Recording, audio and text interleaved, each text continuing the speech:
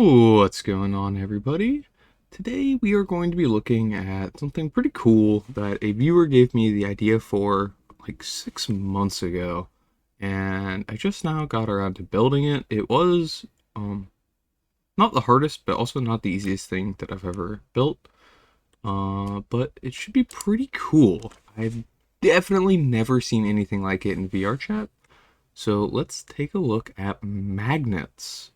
Now, you could use them exactly how I've set up in this demo, or you could extrapolate this and build other things out of it. Personally, I can think of a couple other things I might build using this technology, but they could also just be fun as is, as like a little world prop tech thing, just magnets.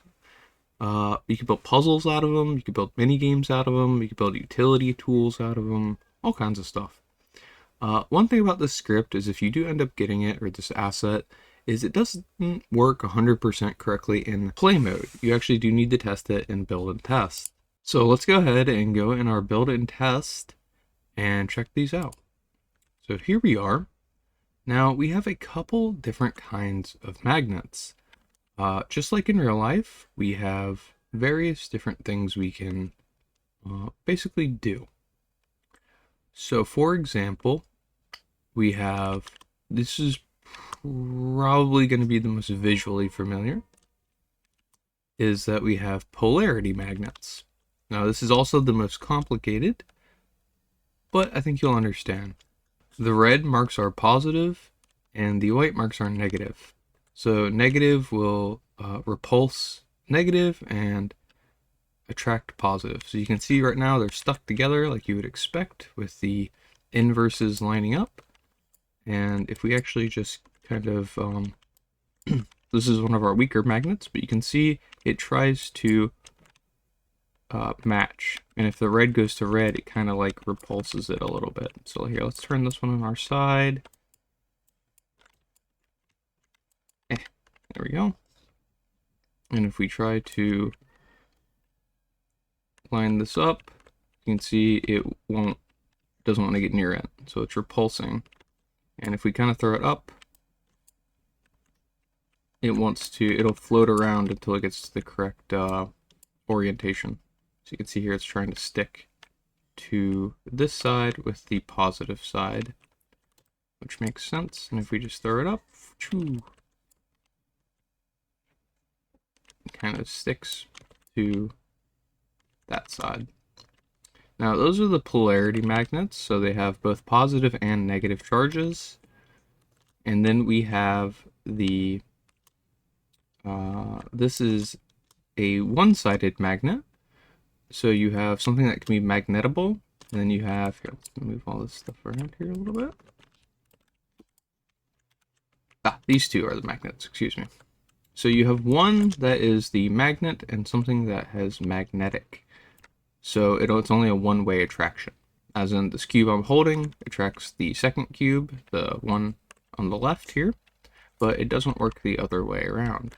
So this one does not attract the other one. Now it should respawn here in just a second. But if it doesn't, that's okay. That's just how that one works. Well, not falling and going away forever, but one object attracts other objects. Now, for our final type of magnet, you have just positive and negative valued cubes. So you can see here we have a solid red cube.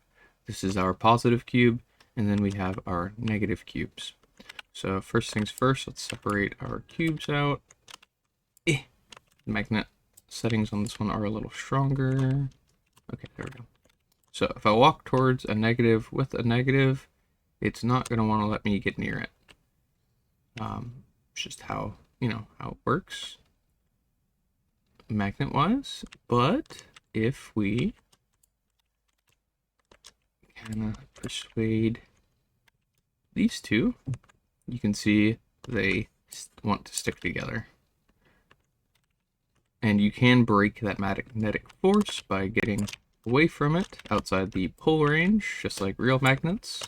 So let me see if I can. It is a little harder with these because the magnetic force is quite high. and you can adjust all of that. As you saw on our polarity ones, it was lower comparatively. Nope. Nope. Oh, then I hit it to that one. Whatever. And it also does allow for multi-cube stacking. So we have one positive and two negatives. So we are building a chain, kind of like atoms. Essentially, these are the magnets. They're pretty cool. You can build probably all kinds of stuff with it, or just leave it as a cool little feature and mess around with it. Adjust the values. So let's go ahead and take a look at those values in the back end. You're going to have the same basic values for each type of magnet. You can see here we have our charged magnets, our polarity magnet, and our soft pull magnet. So if we take a look at our polarity magnets, you can see we have a bunch of settings. So this is our magnetic field, how large it is, and then the strength is basically this magnetic field settings, and then your snappiness is essentially if you have played with magnets before, you know when they get super close, it almost like snaps it together. So that is the snap boost, and then the alignment torque is how much it'll rotate to try to get that perfect fit. And then our stop repair is so they don't, when they're already in contact with the, or stop resume, so they don't already, let me start over. Our stop resume is set up so that they don't continuously push against each other when they're already touching. So they don't just slide across the floor continuously or something like that. But that is all of the settings. They are pretty much the same for each type of magnet. You'll, except for the charged ones, you'll enter your charge, either positive one or negative one for positive or negative. You can always check the prefab to see what is what if you mess it up. And yeah, that's the magnet. Hopefully you guys think it's pretty cool.